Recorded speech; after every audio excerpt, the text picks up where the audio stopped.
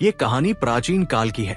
श्री क्षेत्र में एक शिक्षित, सुंदर और धनी व्यक्ति विष्णुदास अपनी पत्नी सुकेशी के साथ रहते थे।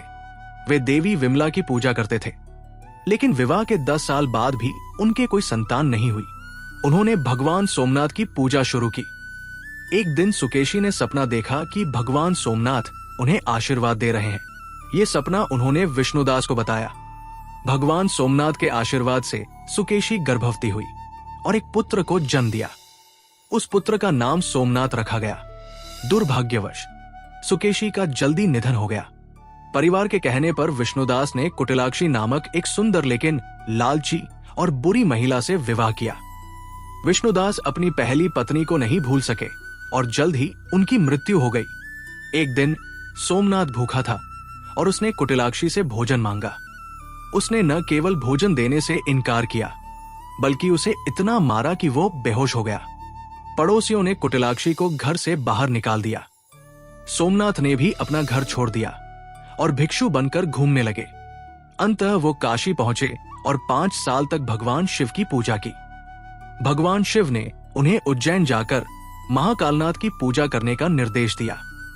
फिर महाकालनाथ ने उन्हें देवी रत्ना की पूजा करने को कहा। देवी रत्ना ने प्रसन्न होकर सोमनाथ को दर्शन दिए। उनके तेजस्वी नेत्रों से 2 सुंदर कन्याएं प्रकट हुई। पहली कन्या ने अपनी दृष्टि से सोमनाथ को भस्म कर दिया, जबकि दूसरी ने उन्हें जीवन दान दिया।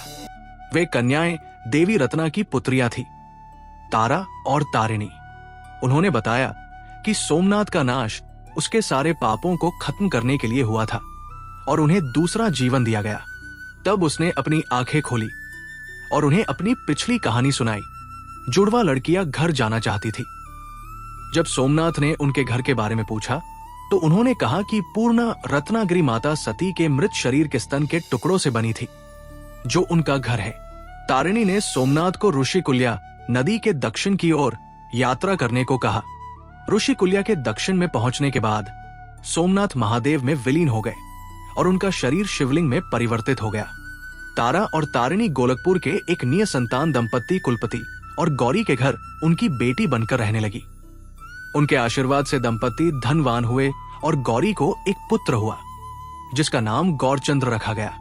एक दिन उस राज्य के दुष्ट राजा ने तारा और तारिणी से विवाह का प्रस्ताव रखा। उन्होंने राजा से कहा कि विवाह दुल्हन के घर पर होगा। विवाह के दिन वे ऋषिकुल्या नदी के बीच में चली गई और गायब हो गई। राजा उनका पीछा करते हुए नदी में डूबकर मारा गया।